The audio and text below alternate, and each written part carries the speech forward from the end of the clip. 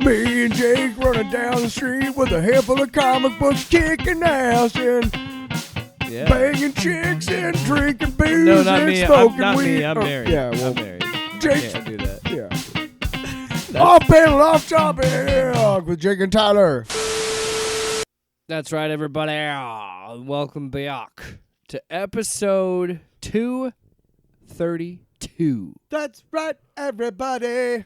Shit. 30 seconds. Oh. Not even. Maybe even 29 seconds. Should we start over? No. No. They don't. At this point, you've Yeah, had 231 other chances to turn away. You can't turn away. You can't change who you are. Can't turn away from my love. It's just in my nature. That's a unreleased Bob Seger track. What? The only correct answer. What? You imagine? I'm so sorry. And this, I've seen our metrics, so this is not. I know how many people actually listen, but I love to imagine in some world that Bob Seger was Is that why listening. you've been keeping that from me? Because you don't want me to know? Listening to this episode and just went, what? How'd they know? Those sons of bitches. Call my lawyers. Francine. Clip it.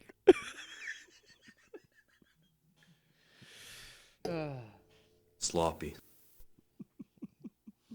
Let's do it. Let's get publicity for the pod and start a feud. I don't give a Sloppy Bob Seger. Is he alive? Sloppy Bob Seger.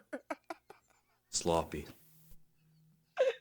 Is he alive? We should look that up. I believe he is. I'm pretty sure he is, but I'm not confident. I'm sorry. Didn't mean to Tucker Carlson laugh. Wow.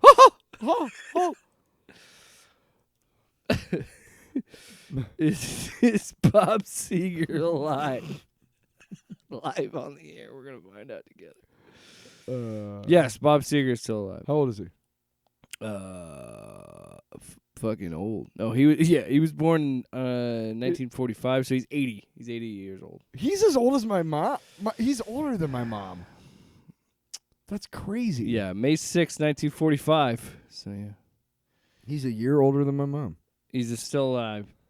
But he had a close brush he had some health issues in 2019. Well, he's older. And he had that kind of forced him retire because, he's old. But shout out to Bob Seger. I love the idea of Bob Seger being like, how'd they know? Or just being pissed. And you know what he probably would say when he heard this? Fuck you, asshole. I don't know why I'm nodding at the microphone. Bob, like you can fucking see me. Bob, if you're listening, we'd love to buddy. watch him strut. Yep. My favorite Bob Seger song is that is a good song. It's a good one. Hollywood Nights is pretty good. I like that one. It's a good one. It's You funny. know, I used to absolutely hate Against the Wind. Oh, that's a banger, dude. I can't listen This is to Tyler when it came on the radio. Are you ready for pain? Are you ready for suffering? What are we doing? All right, so Bob Seger yeah, was an American singer, is an American singer. I guarantee you this is the most anyone has talked about Bob Seger on a podcast this year in 2020. I don't know, man. I'll bet you there's some there's rock and roll podcasts. Yeah, out some there rock or like- history podcast or some shit. Do you remember that time we had the whipped cream orgy and it was on the Silver Bullet bus? That's actually how he got the idea for strut. Is that an orgy? Wow. Old time rock and roll. Shit, he's got so many hits. He's got a fucking buttload. He's banger after He's got banger. a fucking buttload. All right, so this episode is going to be a pretty relaxed fit episode. We are on Thanksgiving break. Yeah, come on now. You know what? You're listening. You're sitting there with your job and your TV Okay, time and out. your This dress shields. This is the episode you're listening to when you're gonna go spend the next 2 hours with people you hate, i.e. your Wow. family. Wow. I'm just kidding. Yeah. I truly hope you have a happy and healthy Thanksgiving. Yeah. Although there's not a lot to be thankful for a lot of people. But especially in my family, we've had a really shitty year, so it's going to be an interesting celebration. But you drive into your families. You're probably either you're enjoying it or you're going to dread it. We're here for you. All right, this is a relaxed fit. You're going to be filled with turkey. You're going to be wearing some sweats. So that's what this episode is. Stretch your pants out. Stretch your pants out. You say most people would say let your hair down. I'm saying relax that waistband. You know. That's what I'm saying. You know, and then relax that waistband, and I say, and then I go, I'll eat your ass. there you go. Meat of this turkey. I'll eat your ass. Don't wear sweatpants around Jake. That's a good rule. Good rule of thumb. I'm ballsy. I don't take no shit from anyone. That's what I like to think. That's how I feel about it. So today's episode, Loosen that waistband. I'll eat your ass. I mean, that's what you said. And then it's just gonna be all over the walls. Shoot, you should see. By the way, do not listen to this with children present. You should see this place. I'm talking about going to your family Thanksgiving, and I'm saying, swing a web. That doesn't mean. Speaking of, I just started playing Spider-Man 2 again, so that is a great reminder. I gotta make sure I play Spider-Man 2 tonight. Whip. Swing the whip. You know what? I'm gonna think that every time. Oh my God! I just thought of a TikTok. Huh. Write that down. I'm gonna play Spider-Man and put my own sound effects and be going thwip every time I swing to a building. I just did that on the air. You're welcome, America. You're fucking welcome. So today's episode. Usually I have the Google Doc pulled up, but I don't today. So I fucking failed you. I'm a terrible host. I'll say it. We got. That's almost as bad as eating in the microphone. Yeah, it's disrespectful. Yeah. So, like I said, this is going to be a more book-focused episode. It'll be a more relaxed fit episode. I think there are a few news items I want to talk about. But given that it is Thanksgiving this week in the States, I was thinking, we could do a long box, which is something we normally do. Or I thought about doing something like, because we had kind of talked about it last year, of like, what are some things that are like, what are some properties? What are some like comic books, movies, video games, whatever? What's certain properties out there that you're thankful it exists? Like, man, this thing just gets me. I just vibe with this, and I'm just happy I have it. You know what I mean? Or I'm happy that it exists. Because I thought about that a lot, and I just I kind of look around the basement. There's a couple of things I can probably think of. I look at my Blu-ray collection. Is that really what you're going to do, is Blu-ray collection? No, I'm just kind of looking at... no, are you actually just looking around the room for stuff to talk about? Because I can go if you want. No, the reason I was doing that is I was vamping for you in case you needed to. But if you want to go right now, you can. Go ahead. What are you really thankful for, Tyler? I'm really thankful for the movies that we got this year. Was Deadpool Wolverine last year? 24, yeah. Okay. But we did get Superman and Fantastic Four, which I liked both of those movies. Despite my relative disdain for James Gunn and everything he stands for. Hey, overall, I will agree with you. Like, season 2 was a bit of a letdown for Peacemaker. Overall. I'm just like, what are you doing? You came at us with, I have this plan in place. Nobody gets a thing without a script, blah, blah, blah. So which is it? Nobody gets a green light without a script, or you have a plan in place? Because it seems like one of the other is more true than the other. Anyway. And it seems like every property that we've had so far has been yours. Anyway. Yeah. More Predator movies. Oh, yeah, Trachtenberg. I'm thankful for Dan Trachtenberg. Give him unlimited budget. Yes. We got 2 Predator movies this year. Pretty fucking dope. Pretty fucking crazy. I'm thankful for my book club. I'm thankful for my singles events. Oh, I was going to say more just like properties. Because I like, I actually emailed them to work with them to host events, which I think would be fun because I love love. Nice. I do. So if I can help some people connect, I thought about getting ordained just so I could marry people. 'Cause I love love. I'm very thankful for the fact that I am healthy enough to have made 2 albums in 1 year. And according to my engineer, both of them are worth it, are good. Both of them are like, it's not like I just put out one solid album and one kind of okay album. I put out 2 really excellent albums. I'm thankful for meeting my friend Maddie. I was mostly just talking Florida. about like movies or comic books. I'm thankful for you that. and your family, and you're welcoming me into your home and your life and everything, and making me feel like such a part of your family. I'm thankful for my job, working radio every day. Go. I'm thankful for Right, well. I'm thankful for Bob Newhart. God. I'm thankful for Legos.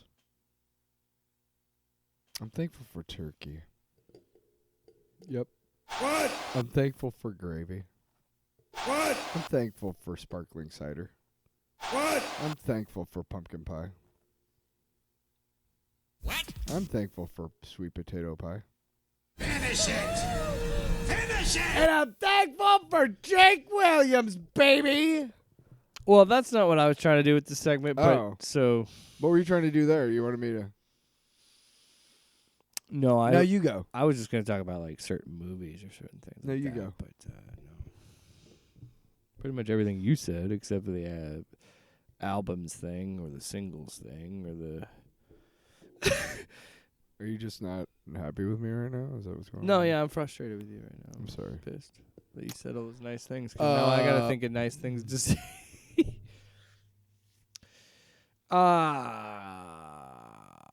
Quite honestly, I'm thankful. In general, I would say to video games. I think video games in this past year have been there. If it's like a competition, like it's weird because I'm someone who loves movies, but I haven't watched a ton of movies, and that might be something I might commit more towards the end of this year into the new year, of maybe watching more movies. But because most of my time is I'm playing video games or reading comic books, or trying to. I'm thankful for King Sorrow. Thankful for that book because King Sorrow. I will. Mountain. I will say I'm a quarter of the way through it. I'm like 300 some pages into the 900 pages. And I'm at the part where it's going to be a situation where it's going to be a dragon versus a 747 plane, which is something I didn't expect I would want in a book with a dragon, but I kind of can't wait to get to that part of the book. I think honestly it is a big undertaking, but I think the pacing of it is done incredibly well. Because I would recommend it to you. I think you would even like it, King Sorrow. So I'm thankful for that, I suppose. I'm thankful that Joe Hill's back to writing books because I love his books. I'm thankful for comic books. I'm thankful for Absolute Universe in the DC universe because it made Tyler Allen commit to DC books monthly, which I think was probably my biggest goal when starting this podcast, was admit to me that like DC does have good books because he's such a Marvel shill. Fuck DC. I'm thankful for the X-Men Age of Revelation because it gives us content. Gives us something to talk about every week. Cause Gives us content to complain about. Horrible, and why the fuck are we doing this? No, and I think I really, above all else, I think I've been most thankful for just the video games, because video games truly have gotten me through some tough times this year because my family has been dealing with a lot of shit, and that was my escape. And yeah, again, a lot of my time was comic books or video games because I was doing comic books for the show and my own free time and playing games. And it's just funny because when you're in those situations, whenever you're someone that like me, or maybe you listening to deal with this, whenever you deal with like depression and anxiety and and any sort of mental problems like that, it is nice to have something where you do have control over it. So it was nice to have video games. I think my way to deal with anxiety and things is writing and video games, because again, I think that's where I feel like I have control. So I'd say, yeah, video games. I'm very thankful, and the things that you listed, I'm thankful that DC had a fucking great Superman movie. I'm thankful that Marvel got it fucking right with the Fantastic Four. Finally, I started watching that on Disney Plus. I want to rewatch that. Yeah, It was before I went. I was on my way somewhere, and I was like, I have like 20 minutes, and I started watching it, and I have not finished it. Hell yet. yeah, I'm thankful for Dan Trachtenberg and Predator. I'm thankful that Trachtenberg. I'm whatever. Danny T is what I'm gonna start calling him now. Dan T. I'm thankful that we had a faithful adaptation of The Running Man that was good. Oh yeah. I really enjoyed that. You stole that from me. I was going to say that. I'm thankful for you on many reasons, but I'm also thankful that you encouraged me to read the book because the book is great. I'm thankful to you because I have two pretty much constants in my life, and that's my mom and that's you guys.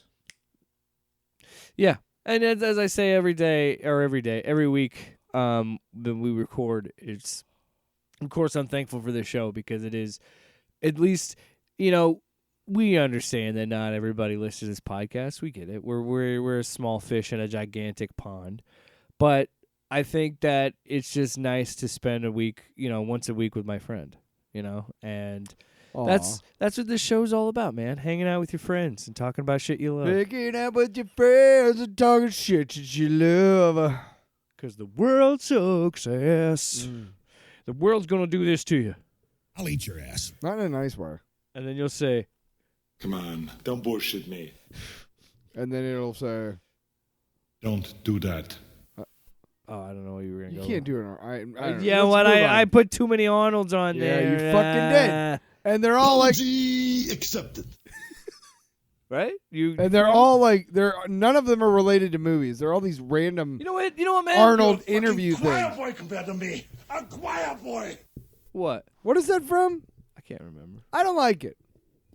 I don't care for it. I'm not thankful for how you ruined the soundboard this year with your look at all the Arnold stuff I'm going to put on. Whoa. There's still plenty of meat on that bone. You take this home, throw it in a pot, add some broth, a potato.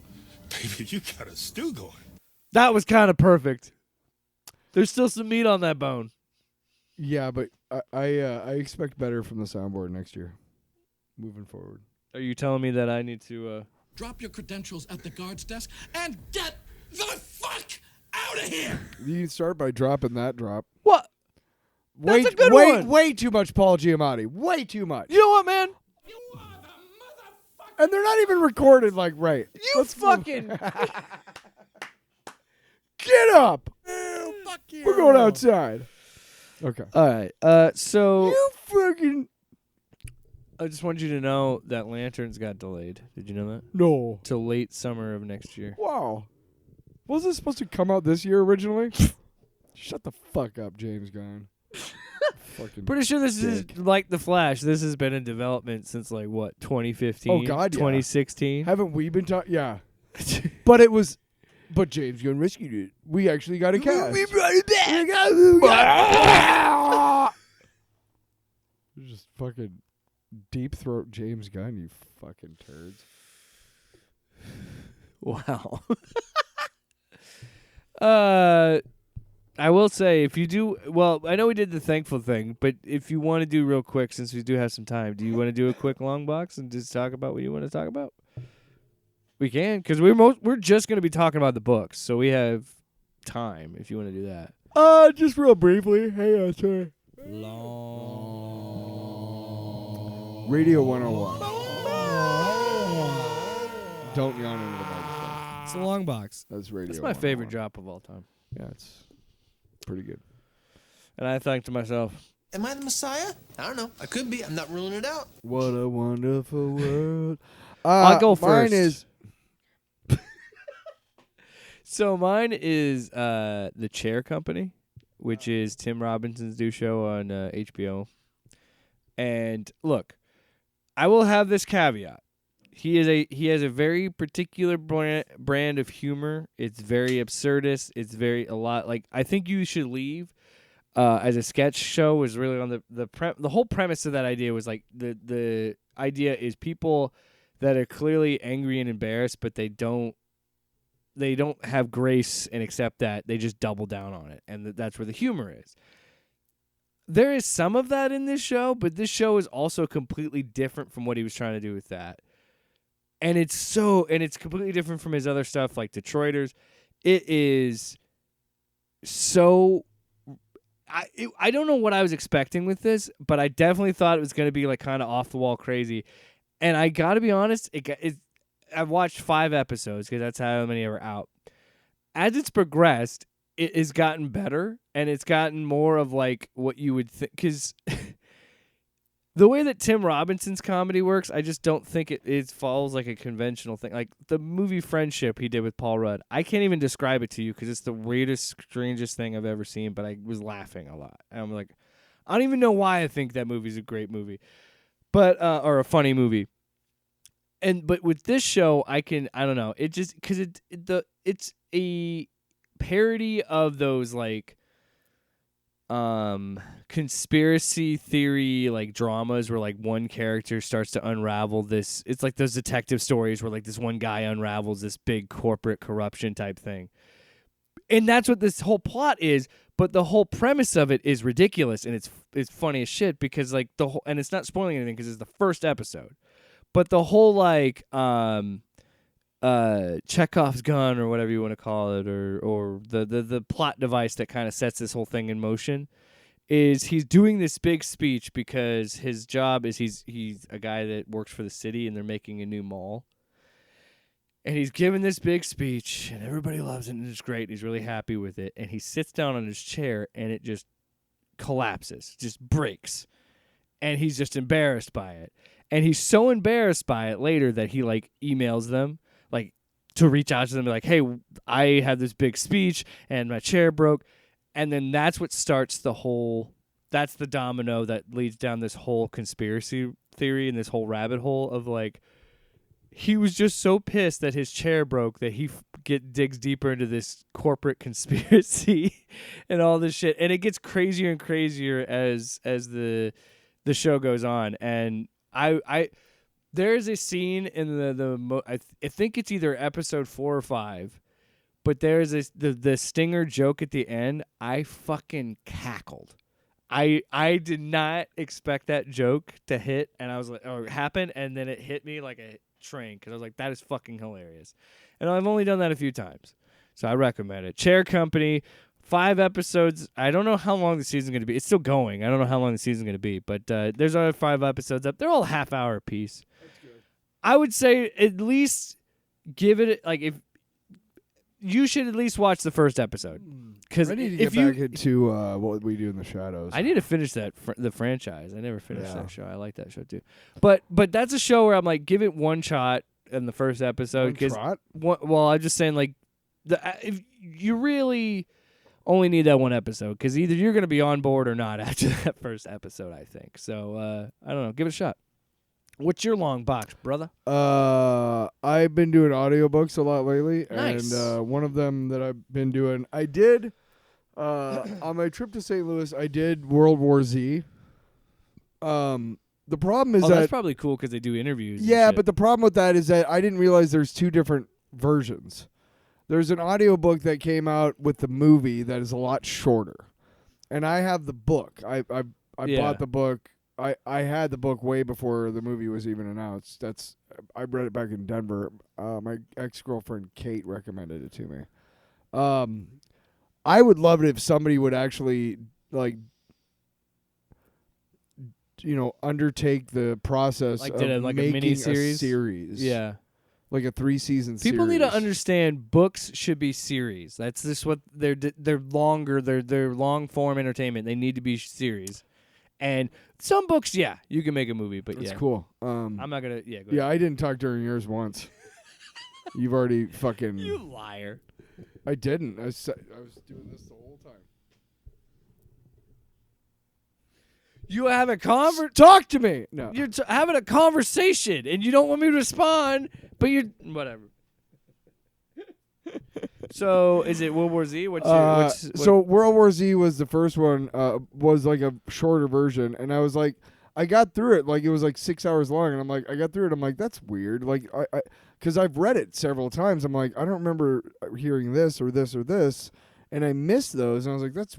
So then I looked it up, and there was like a 13-hour version, which is the actual fucking which book. is pretty standard audiobook, yeah. Well, no, but yeah, they cut out like half of the whole book, like entire sections, entire characters were just excised out of the first one that I listened to. So it's interesting because I'm listening again to Mark Hamill's part talking about the Battle of Yonkers, and he was very early on in the short version, but I'm about I'm about a quarter of the way through this version, and he's just coming up. And so it's interesting because about every other interview that I hear is one that I've heard. But then every other one, every other one after that is one that I haven't yet, but I remember reading. So it's cool. There's a part where they're talking to a middle-aged woman who has the mental she has the mental faculties of a 4-year-old, and she is part of the Feral Child Reclamation Project, and that they're like feral people was a thing out of World War Z, and these were people who like sometimes acted like zombies. I mean, like shit like that. They were people who just completely lost their humanity in different various ways.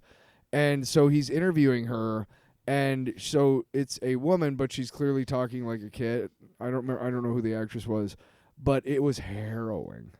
I mean, in this person's story, according to their memory, they were in a church in Kansas, and I don't know what they were doing, but they were waiting for the authorities. The zombies came upon the church, and these people started trying to kill their children. Like, she describes one of the women, like, standing up and just smacking her kid against the wall and her own mother trying to strangle her. I mean, it's fucking... I was in tears, like, listening to it. It was hard to listen to. But it's a really, really good book. Max Brooks has... the whole undertaking is great. The first time I read it, I was just like, this is so fucking good. I can't believe nobody's making a movie of this. And then Brad Pitt had to make it about Brad Pitt. Fucking douche. Shitty fucking I'll give Max Brooks credit because he does have a good attitude about it, where he said, it's not what I would have done and not my vision, but I'm just glad. I am grateful that they wanted to make it because it does, like, no matter... Brad Pitt still wants to do a second one. Because no matter what... Yeah. Also, apparently, he had a really good story. I encourage you to listen to his interviews about it because he has a good story about Brad Pitt. Him and Brad Pitt interacting about it. But well, they rewrote the entire movie. Well, he said that he's grateful because no matter what, it drew attention to his book. Because that's why a lot of writers just say yes and sign on to these movie deals because yes, it helps feed their families, but also because it still gets attention to their book. Yeah. So even if it's a shit movie, they're gonna read the book and be like, wow, this is great, and But real quick, listen, I don't watch The Bachelor, but if they wanted to use one of my songs in The Bachelor, I'd be like, okay, because then people would listen to my music. Shut up. Before we move on, I want to say I would recommend listening to how does it pronounce again? Devolution. It's a Max Brooks book, but it's similar to World War Z, where it's told. The entire story is told through the character's journal. Almost the whole entire thing is a journal, and it's about these group of people that are like these like green tech people that are trying to build like a hybrid hub of like tech and nature up in these mountains. And a mountain erupts, and while that mountain erupts, they get attacked by Sasquatches. And it's a really gory kind of thing, but it's actually really good, and I recommend it. The one I heard. Judy Greer was the main character, and Nathan Fillion plays her brother, like kind of appears throughout it. So I'm just saying, if you liked World War Z and that audio format of that, I would recommend Devolution. So yeah, and Max Brooks, I like his books. Did you read the Zombie Survival Guide? No, I don't think I did. Well then, I might have. Come Somebody might on. have had it. don't bullshit me. I don't. No, I didn't own it. I've owned World War Z several times. All right, let's get into the comic books. I could write a book about what you don't know. All right, first up, Tyler, we got we're doing a double feature of Age of Revelation books. So first up, we have Binary #1 by Stephanie Phillips and Giada Belviso. Giada Belviso. You don't know. Rochelle Rosenberg. You're gonna name Colorist. everybody that worked on it. Yeah, you know what? Yeah. Editor-in-Chief, C.B. Cebulski. So, X years ago. So we're just, I like that we're like, okay, so it's this thing that ties everything in the Marvel Universe and the X-Men and all this event. When does it happen? X years ago. Is the X supposed to be 10? What are we doing? So anyway. Yeah. So, as usual, we are in the situation where you know by now if you've been paying attention to the pod. But, yeah, so Revelation is Apocalypse's son, and he decides, I want to do my own version of Age of Apocalypse, but I'm going to call it Age of Revelation. He makes the X virus, and it either amplifies mutants or kills them, and then it turns normies like us into what they call babbles, who are like these like people that can't speak and just are kind of like almost like zombies. Like we can't communicate properly, and we're called babbles. That's pretty much it. And then there's just superpowered people that got mutated, like radioactive Spider-Man. Yeah. So I hate it. I hate it here. Oh, I do. So why do we do this every week? I don't want to get too much into it. We don't have to. Both of these revelations, like, yeah. We're not going to talk that much about them. Basically, what's going on is Binary has saved a town called Beverly, Massachusetts. Yes. And there's people in town who want her gone. They're trying to, whatever. And she's saying, look, she's basically saying, like, look, I have to keep you guys safe, and there's stuff that has to happen for me to do that. And they're like, fuck you. Because Carol Danvers has the Phoenix Force in her. Yeah, and she's got the Phoenix Force. She's binary. So there's this other red-haired chick in town. According to Carol Danvers, Jean Grey's dead, and she gave very obviously looks so like Jean Grey. This Jean Grey person opens up the barrier that Carol Danvers has erected for all the babbles to run through. And so then by the end of the book, oh my God. She has to use her Phoenix Force to fight the babbles. Yeah, and she's doing that and everything. And I will always stand up for those who... She's predictable. She thinks she's saving the day like she's done 100 times before. Familiarity is comfortable. So maybe Carol would like to see a familiar face in her hometown. So I don't know that Beverly, Massachusetts is Carol Danvers' hometown. I didn't care. Also... Does that mean that this person is from Beverly, Massachusetts? Or is it a familiar face from Carol Danvers' past who happens to be in Carol Danvers' hometown? What the fuck are you saying? Who wrote this shit? So I will say, similar to... it's better than most. Similar to Planet She-Hulk, I got to give Stephanie Phillips credit. I like her style. I like her writing. Because, like I said, Planet She-Hulk I ended up enjoying more than I expected. Similar to this, I think between this and The Last Wolverine, the other book we're going to be talking about, I prefer that, Binary. But at the same, this is, I think, and I joke about this because, and we say it's for content, but like, we generally try and talk about books that we like or movies that we like, things that we love, right? But I think it is important to highlight things like this and just be like, why are we accepting this? Why do we constantly accept this status quo bullshit where we have a bunch of these stories, and this is why we're covering them, because we want to point out how insignificant all this shit seems. Because how many of these books have we covered where, like, Radioactive Spider-Man, and then we go and you read Binary, and then you go and read The Last Wolverine, or something like that, and you keep reading these books that are constantly advertised to you by Marvel throughout all the pages of them. Yep. So making them seem all important, and you have to read them, and then you read them, and there's nothing to them. There's nothing to that Binary book. Again, neither one of these two books connects me to the larger story nothing. of the Age of Revelation, whatever the fuck it is. My bigger criticism is not on the talent, because clearly they had talent working on this, because Stephanie Phillips is a good writer. I like her work so far that I've read. I have no complaints about any of the art on any of these books. You and I were talking about that earlier too. It's just, I would much rather they take this talent that's clearly there and put it on something better. Yes.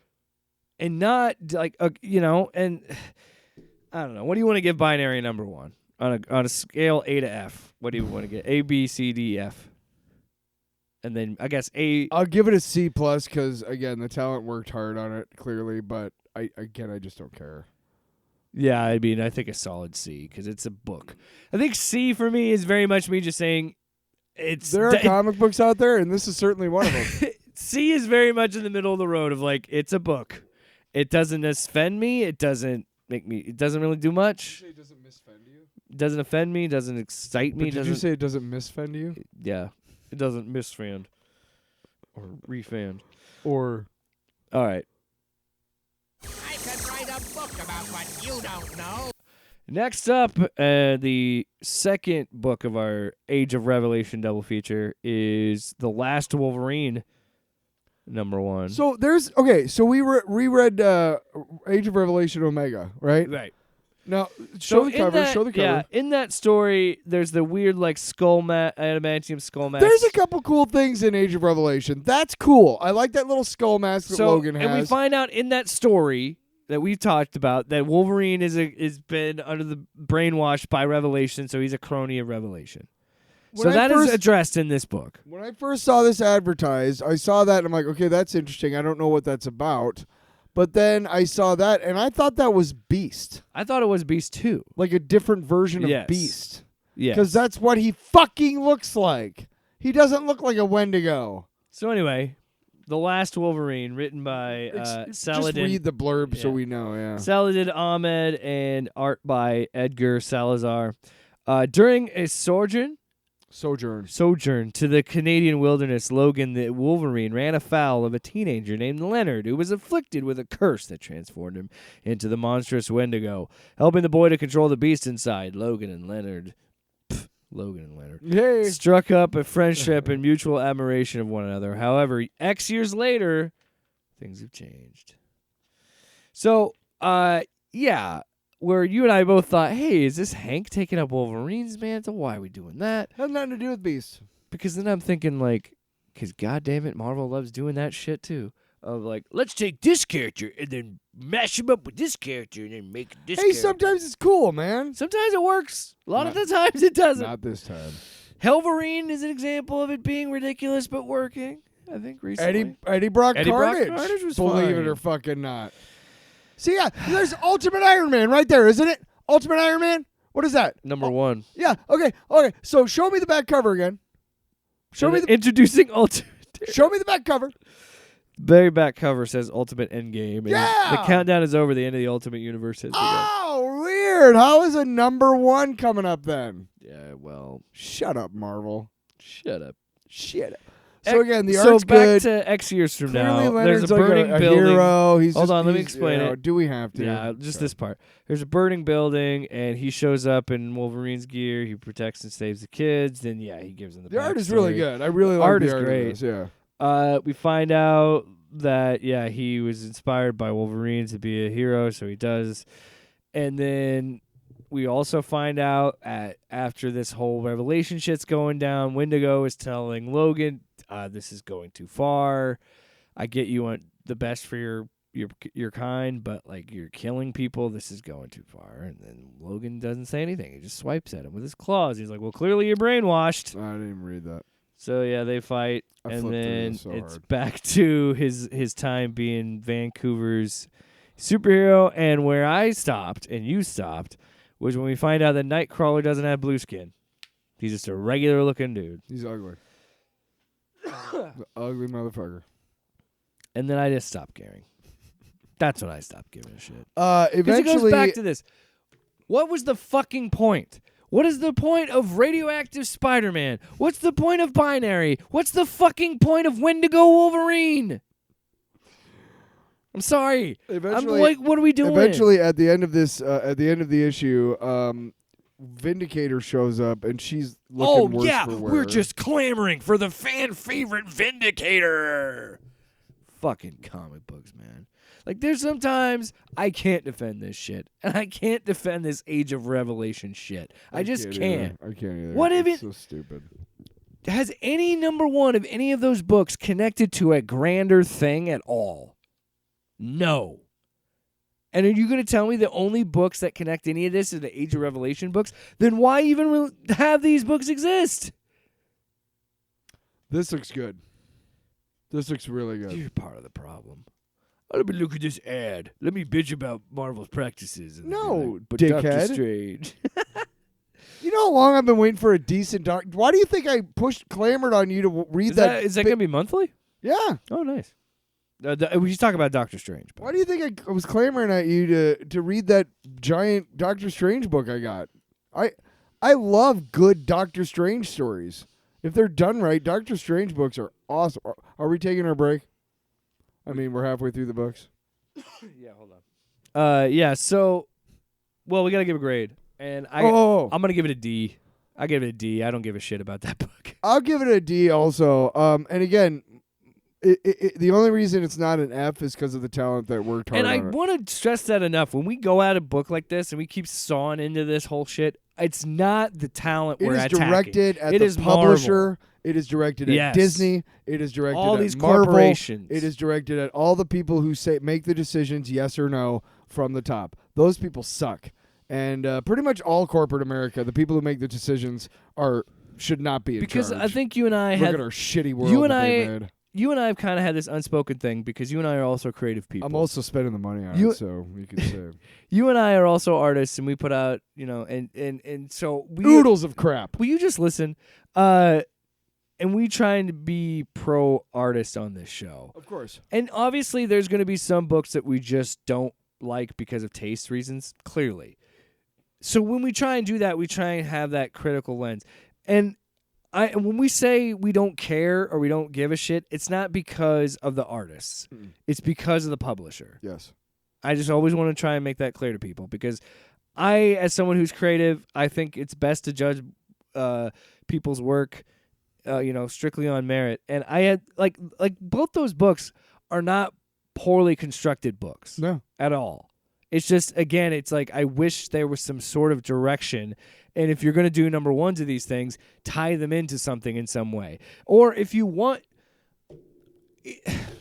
I'm just saying, like, if you're going to, instead of doing number ones like that and you want to do these single stories, make it clear they're one shots and just make them one shots or like graphic. No, they're not one shots because there's number twos of all of these. I know, that's what I'm saying. No, this make is them one shots. This is the fucking problem. You're expecting me to buy every issue of this entire crossover, and that will somehow make it all make sense. Matters. Here's the problem. I might buy the very first, Omega or whatever, number one to explain everything, and then one or two during the thing. Yeah. If neither one of those things tells me what's going on, I don't give a crap. What's the point? Why am I spending my money on this? The Sins of Sinister storyline was one of the best crossovers ever because every month it was 3 issues. It was something. It was 3 different titles. One month it was 3 titles, and they started with one, and then and all of them were 10 years later. The next month it was all 3 of them, but in a different order. And it was 100 years after. And then the third month, the final month, the 3 of them in the final order that was possible, 1,000 years later. Yeah. So then you have the beginning, and then you have an Omega or an Alpha and Omega issues, right? So you basically have 12 or 10 issues, 11 issues. They shut down all of the Marvel or all of the X-Men books during those 3 months. Shut them all down. This is all the Marvel right now, or this is all the Marvel X-Men. Classic. Why? Because I could afford it. Yeah. And we'll talk about it later. We'll talk about it later. They did have Sins of Sinister crossovers with other books, like other Marvel books, but I'm like, I don't fucking care. We'll talk about it later, too, with Cosmic Odyssey, because we're still continuing that, because we're on the third or the fourth book. It's a contained story. But that's what I'm saying. That is an effective example of a crossover. Or Yes. even Secret Wars, their first event, it was an effective use of it because it was like, we're gonna do it in this. Because when you, and I don't want to beat the dead horse, but it's just really At it's just like these artists deserve better, and we as an audience deserve better as well. At no time during the 4 months that Cosmic Odyssey came out did you see one fucking DC book on the shelves that said Cosmic Odyssey official crossover. Yeah. Infinity War? Oh my fucking Also, by the God. way, DC is just as guilty as this shit book. too. Fuck them too. Every book, every month, Infinity War crossover, and it wasn't. Like it was barely, you know. Oh yeah, DC would do that too. Fuck off. But see, you know, the only time that I would allow that, or like in my mind, I think would be cool and acceptable, is when they've done it where it's been like a Bat family crossover, or like within Superman's and like Superboy, Superman, things like that. Yeah, but it had to be something I can stomach. I agree. But all right, anyway, we got 2 more books. This next one, we're going on the next one. I can write a book about what you don't know. All right, so we this is one of those books we had talked about. We missed the the news, November one. But we missed the Deadpool Batman, which is referenced in this book, but I guess Batman doesn't remember it either, so we're fine. So this is, which I guess, so the reasoning of the name flipping is, so the Deadpool one is like Marvel gets to headline it. So my guess is that Marvel can advertise their books in that one, and then the Batman Deadpool one, know. DC can advertise their books. I don't fucking know. Whatever. Who cares? Point is, I don't know why you didn't just do one issue. I know why you didn't. Money. Yeah. Money, because you know why? I bet you that one's $8 as well. No shit. So for starters, this is $8. So you would think, wow, that's okay. We're getting a big crossover of Batman and Deadpool. No, it's a pretty standard issue, and then everything else is just backup stories that are like a few pages, 5-6 pages. So again, thanks you greedy fucks, for the $3 to $4 extra price you put on the cover, but you get more story content. No, you don't. I don't want the. I get filler. I get filler. I would have much rather had a full-on just Batman Deadpool story that's this long. Yeah. For the $8. Just and give just me make it both a in one shot. issue. Yeah. Hello. But that would be pro-consumer, so fuck us. So having said all that, a pretty enjoyable book. I like this book. I will say, I get that I'm going to sound like a hypocrite because when we talked about we do like to do Batman crossovers on the show, I guess. With Batman, to be fair, DC whores Batman out to anybody who's got a buck, dude. Because they understand Fucking he is a bigger God. name than DC. What you want? You want Batman and Strawberry Shortcake? You fucking got it. You want Batman Elmer Fudd? You got it. That's Actually, a real book. Yeah, but according to a lot of people, It's that good. was really good, which is crazy. So God bless Grant Morrison because they are in charge of doing the Batman side of the Batman Deadpool. No, I say God bless them because this is one of the funnier explanations I've heard of a crossover. So they decided to be like, you know what? You know how we're gonna cross these two characters over? These two beings, one I guess portraying the DC universe and one portraying the Marvel universe. They never specify which one is which, so you can just say that whoever they're just essentially this whole, and I'm not kidding, this whole story is created because the like Watcher type character, I guess would you refer to him as that? I don't know. They're like these celestial beings I think we're getting way too into it. I know. They're these celestial beings that essentially personify the DC universe and the Marvel universe, and they fuck. And that's how we got this story. That's literally what happened. Essentially, we have a standard crossover. Nothing changes either universe. But I want to say why it's brilliant. Because Grant Morrison understands how ridiculous this all is anyway, so why Oh not yeah, he's have the winking at silly the audience the whole time. why not have this silly idea of like, okay, there's these two universes fucked, and that's how we got this story. I like. I think my favorite part about this, the whole story, and again, plot points, whatever. It's enjoyable. If you like the two characters, you will enjoy it. To me, there's no reason to go over the plot points because again, it doesn't change anything in either universe. But I liked that Batman seemed unfazed by Deadpool the entire time.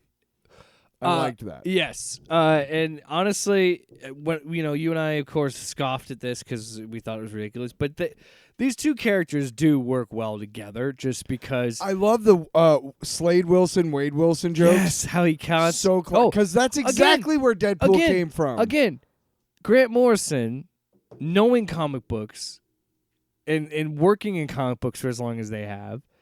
They know what they're doing. So, of course, they're going to make... Dude, there's a Dark Claw reference in this book, which I thought, good. to be completely honest with you, I could... Like, the 90s crossovers, I was convinced was a fever dream for the longest time. Like, I couldn't believe they existed. No, they were real. But- Amalgam Comics. Especially Dark Claw. So the fact that Dark Claw makes an appearance in this is fucking rad. Yeah. The fact that Deadpool and his little... So the whole plot also is that Cassandra's fucking with their mind because she wants to get in their head to find this device. Not really. It's the Deus Machina is a writer. That's the whole... That's why I love it, because this makes no sense, and it's amazing. But I love that his little fantasy is him killing little Steamboat Willies. Like they're supposed to look like Mickey Mouse, and I love that. That was funny.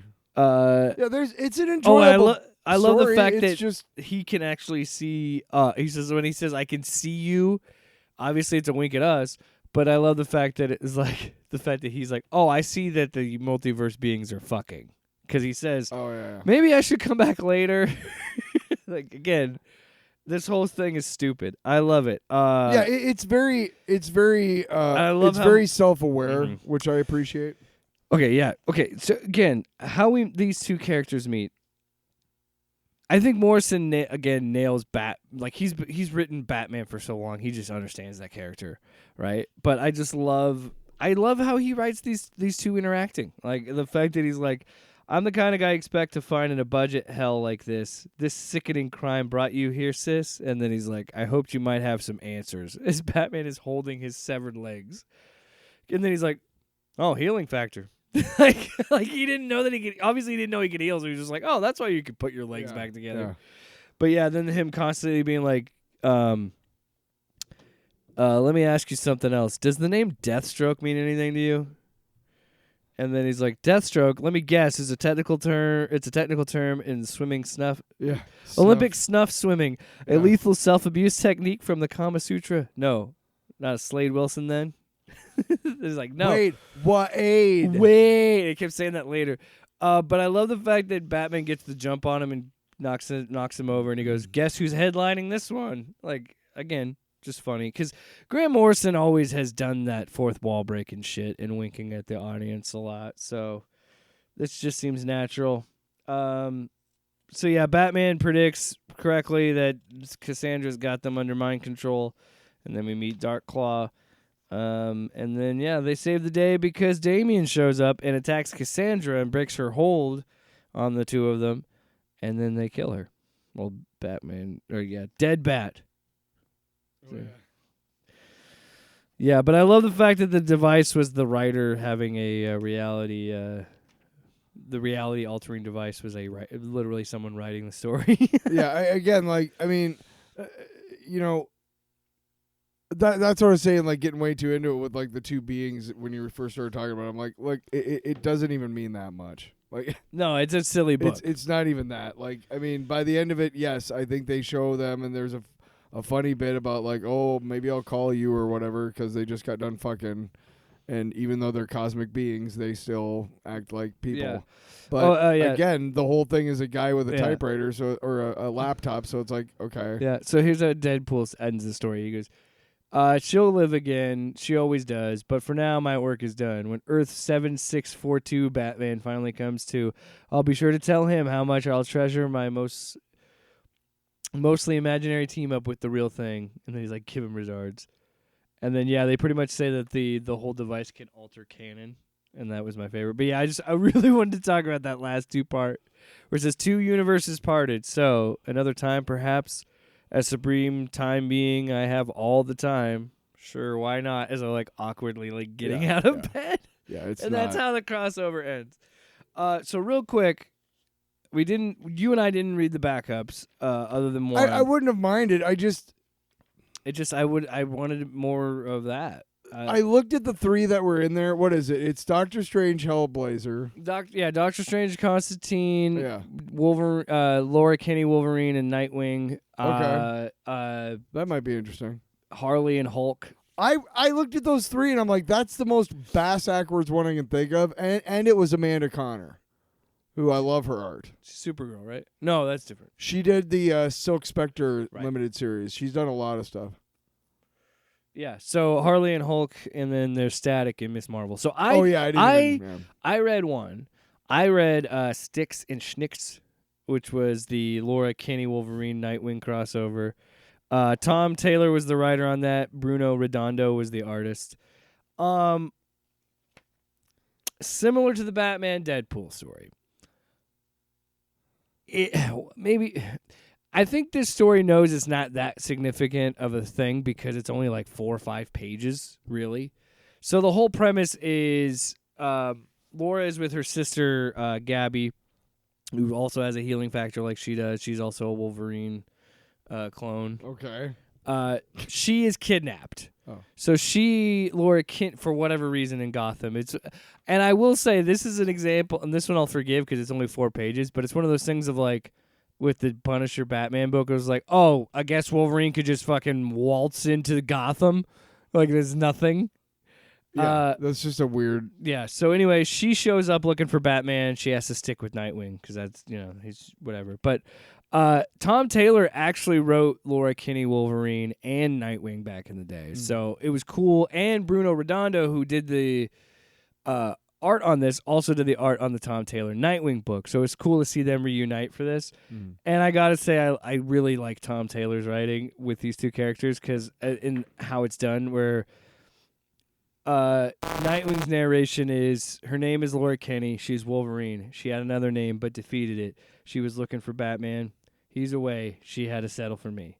And then she has a thought of, his name is Dick Grayson. He's Nightwing. He had another name, but he outgrew it.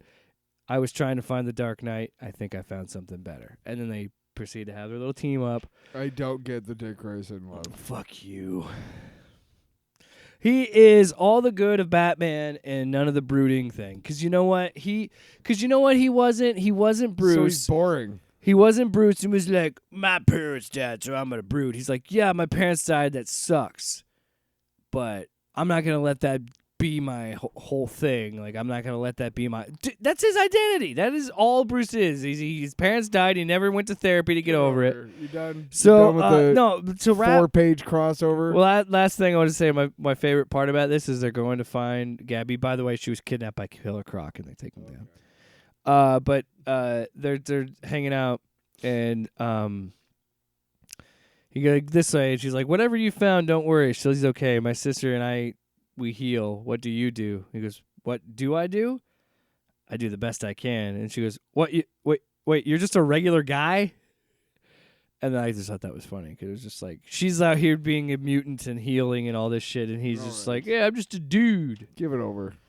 You done with yours? Oh, look at the last shot though. It's a splash page of them kneeling on the building, and then in the shadows it's Batman and Wolverine. Because they got to live up to like. Also, shout out to this line from Gabby. She goes, "Oh, so you're like Laura, another Nepo hero." So yeah, thought that was funny because she's like, "Wait, Batman's your dad?" And he's like, yeah, technically, because he was adopted. You read Harley and Hulk, right? Yeah. Tell me about that. Because I didn't read it. They go to the amusement park.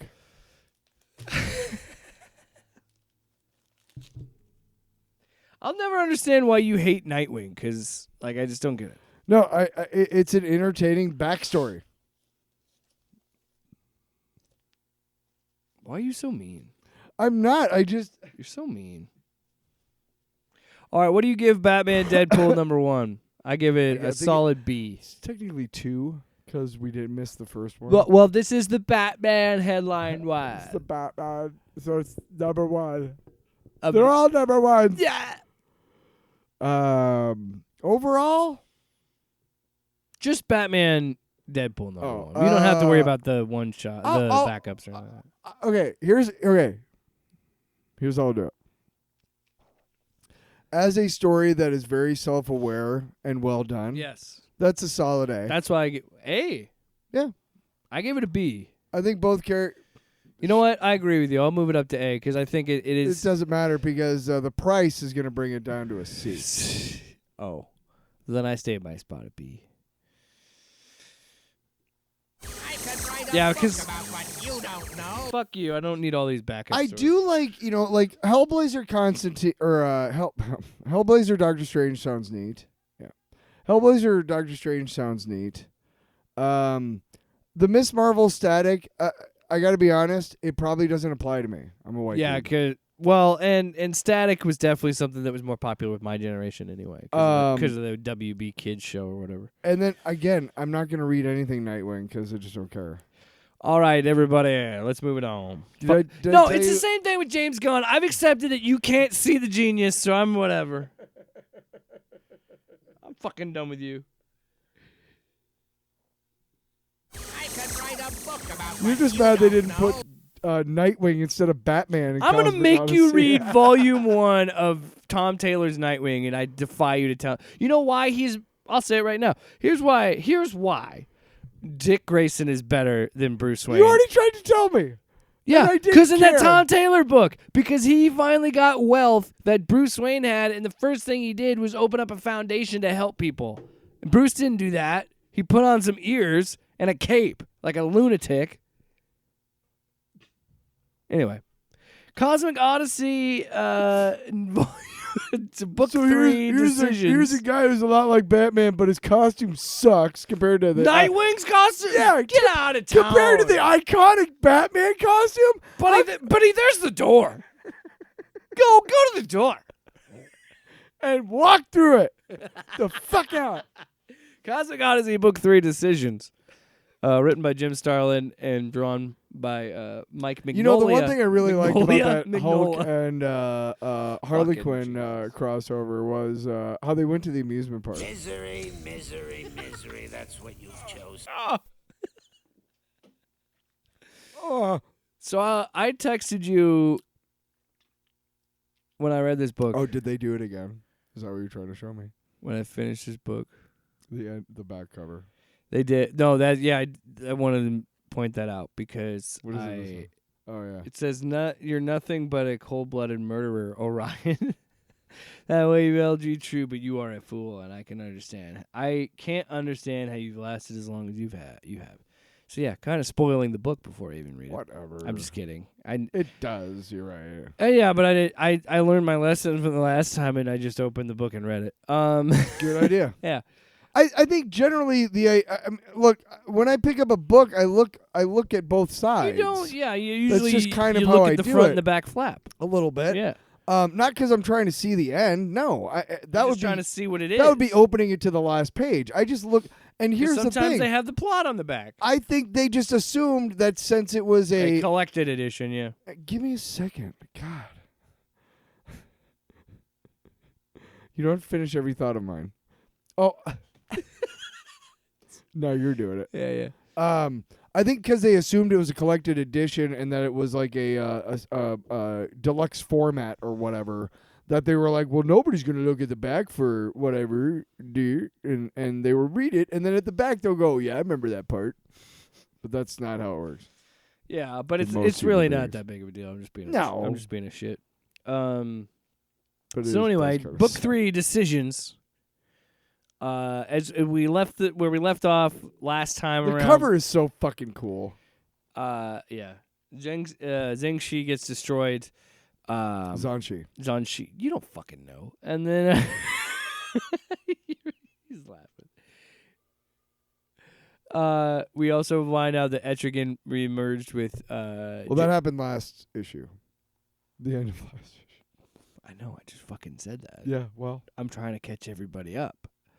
So they're merged together again, and we go back to Ran, where Starfire and Lightray and Adam Strange are trying to leave. They're also trying to deal with their bomb. Aspect because Adam Strange has already been beat up. That was the little goop that snuck into the vents in the last. But they book. haven't figured it out yet. Yeah. They're trying to figure it out. So this book picks up with that Lightray and Starfire are dealing with the goop, and then it also cuts. It's intercut with Superman and Orion trying to find the device on Thanagar. Mm-hmm. And Superman and Orion are starting to finally see them butt heads on their tactics, because Orion is obviously a son of Darkseid who doesn't give a shit about killing, and we all know Superman loves all life.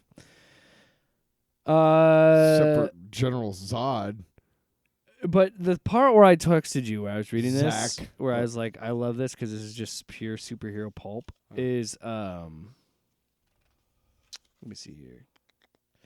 When it's intercutting Superman fighting the giant mech on Thanagar with Orion with Lightray fighting the goop. Yeah. And like they're just trading panels of that There's fight. so many panels that are just fucking works of art. And the fucking goop, nobody can draw a goop like that. Yeah. And then can we talk about Starfire? She might as well just be fucking naked, man. Like, her outfit is ridiculous. It's like a bikini. Well, yeah. But just put some clothes on her, man. I actually don't mind her outfit in this one. I mean, I don't ever. But the way Mignola draws her, like, you're not, like, getting titillated by it. Not really. Oh, I'm titillated.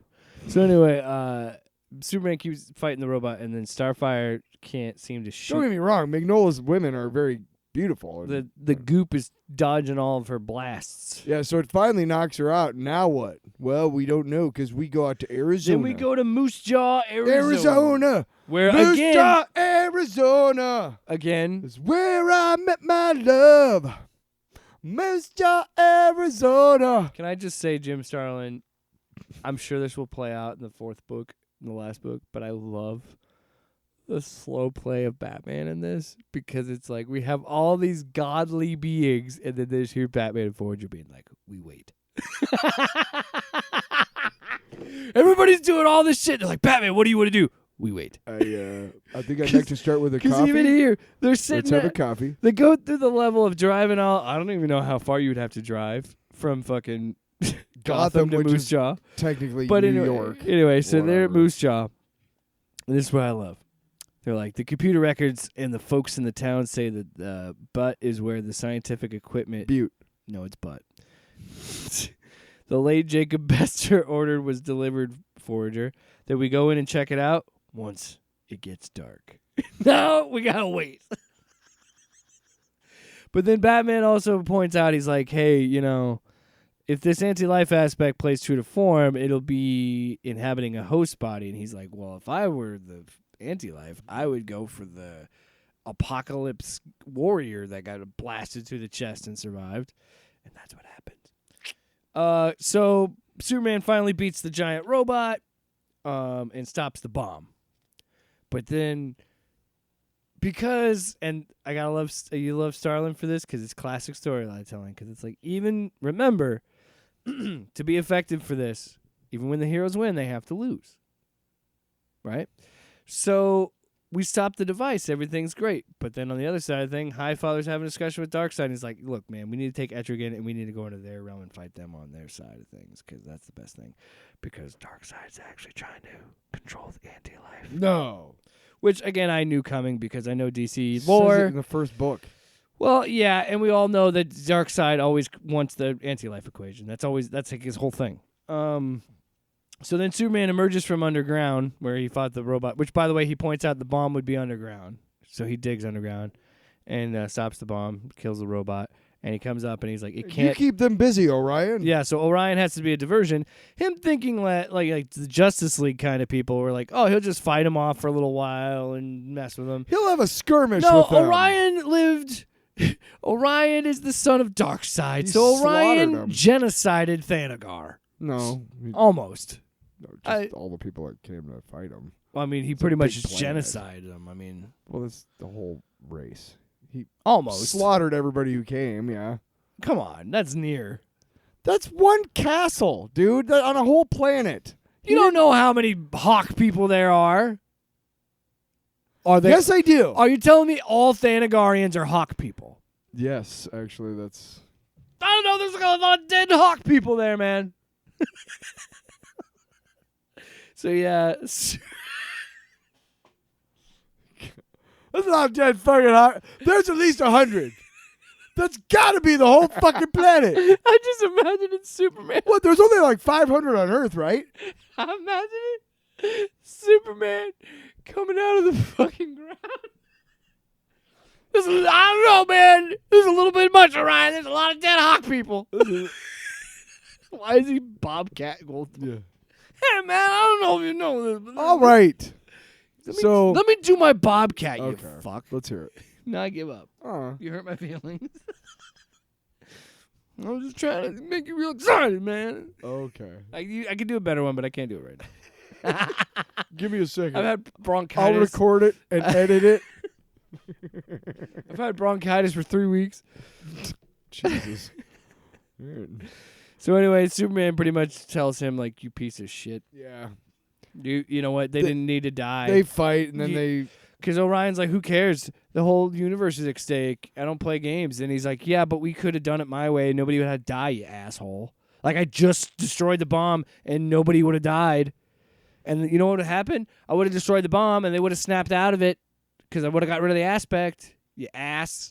Similar to Jon Stewart fucking up and Martian Manhunter being like, I hate you. So... But they we cut back to Starfire. capture the aspect and they go back to... Yeah, they go back to New Genesis. I thought you were going to say New Light Jersey. Ray and Starfire are fighting the aspect, Yeah. and Starfire's like, get out of here, because she was trying to get it close to the bomb so she could use her ability to blow up the goop. So she smells petroleum. Yeah. And she understands that this being... So she lets it... When it knocks her out, what she did, knows she can't shoot it. she had let it knock her I out. can explain it already. Right. But Light Ray doesn't know that, and Light Ray is a chauvinistic pig. Yeah. So of course he has to save the damsel in distress. So give it to me. Can I see that, please? Sorry. I don't want to read the whole Give it to fucking me. blurb. Like, Jesus. I'm not. I'm just gonna say what it is. We get it. You like the book. And he's like, no. And she goes, Light Ray, you fool. Get out of here. And just knocks him out and takes him out of there. And she's like, what? He's like, what? What?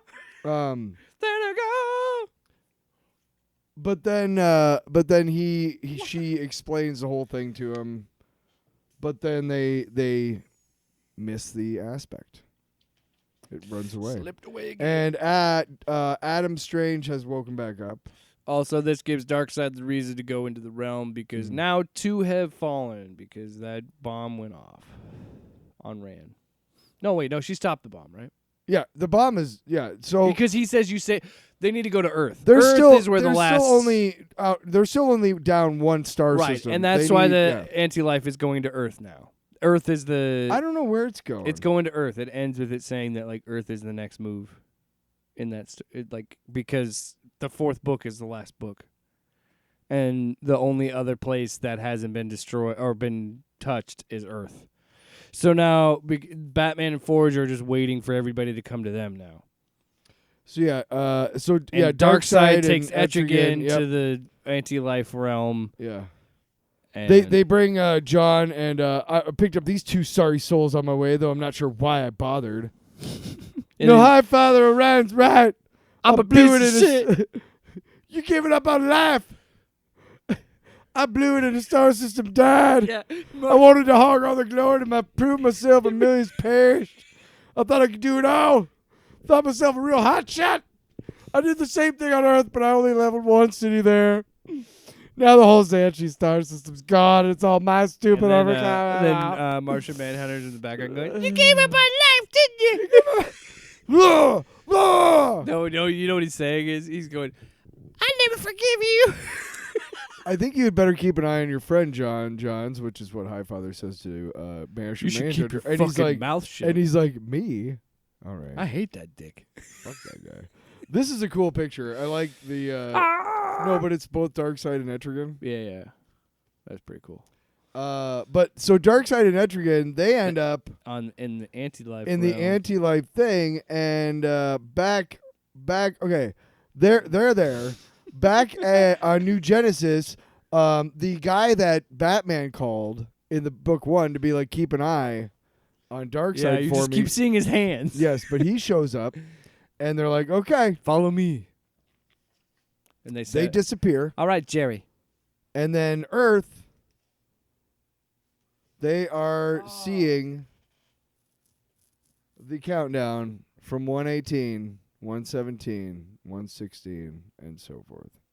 So dies the Milky Way galaxy and all who live within it. Praise the entity. Praise anti-life. You gave up on life. Anti-life! That's what you want, isn't it? Brr, brr. I just came out of the. I just But pussy's don't also, know why my Superman sounds like a fucking drunk at the end of But- his rope. but But like, also fuck assholes, you Chuck. don't understand it, Bruce. I came out of the damn underground, thinking that maybe he just kept circling him around, messing with the Hawk people, and they were slaughtered, Bruce. They were gone. It was anti-life, wasn't it? You just gave up on life. You want anti-life. I would give this book Okay. A. Solid A. The I final, loved it. I loved the it. final book is And I- great. I mean it. Truly, I'm glad you gave me this little history lesson here, because this, to me, is not necessarily like 80s pulp, but just superhero pulp at its finest. It is just pure adventure book pulp, and I love it. The thing I loved about it, I remember my brother bought I remember we saw like the ads for it, and we already liked Mike Mignola. We knew who he was, and Jim Starlin definitely was somebody that we knew too. But I remember he got the first one, and I just remember I liked how the book is laid out. Every issue is laid out in a certain way. There's a way, if you have a book, especially a limited series, and it's got a fair amount of characters in it, it's tough to pace these books well. Starlin did a masterful job of like setting up the book, the whole concept of the book in the first one. And then book two was basically John's Martian Manhunter. Book 3 is basically Light Ray and Starfire. And Superman and but because it's smart because he split the two teams up, and then it's even smarter because he's like, I'm not even going to use Batman until the last book. Batman and when we have Forger's the battle, fourth one. when we have the battle on Earth, Yeah. and so because there's two parallels. Yeah, 3 is Starfire, Light Ray, and Superman Orion. But Book the way 2 it's is paced, John Johns and John Stewart, but it is a little bit of Superman. and it's a little bit Orion. of everybody else too. But it's mostly those two. Yeah. And this one is back and again, like I The mentioned pacing. a lot, the pacing's brilliant because like having one panel go to have the Superman shit, and then the next panel have all the stuff happening with Light Ray and Yeah. Starfire, and then like even having one panel be the splash page, and then the other panels inside it be the other story is still like some of those pages do that. Like, and I just love how it would constantly kept blending those two parallel. I'm kind of storylines. disappointed you didn't read that shitty Punisher book. No, I decided to read that shitty. To debase myself with another fucking Marvel event. Again, we do it as a point, Marvel. Fucking be better. Like, come on. You have these talented people. Put them on shit that they can actually thrive in. Here's the distinction I'm hoping you'll see for yourself. That book that we read, the Jason Aaron book, really tied off the story nicely. Okay? The book that we were reading, Shape or the World to Come or whatever, that newer you're one. talking about the Punisher, yeah. That one's just crazy, like out of this world, like zombie, Classic, like right 90s Punisher, or It's or not- like even early odds It's Punisher. just not. It's not that. Yeah. This bullshit is crap. It is crap. I hope that you see the distinction. I hope you read that and go, this is not. This doesn't need to be a thing at all. Well, yeah, and I think it's just the constant problem we run into, and you have You're never gonna not publish Punisher comics. You're not if you not gonna don't- not. If you know they're gonna sell. Yeah, you're not gonna not put out all the reinvent these characters multiple times. And sometimes you kind of run with any piece of media, you run the issue of it not holding up, and I could say that this story, and even though, like I said, since book 1, there is that overarching idea of like, I know where this ends up because I know DC. I know that it's going to end up with Darkseid wanting, he says in the first book, his ambitions.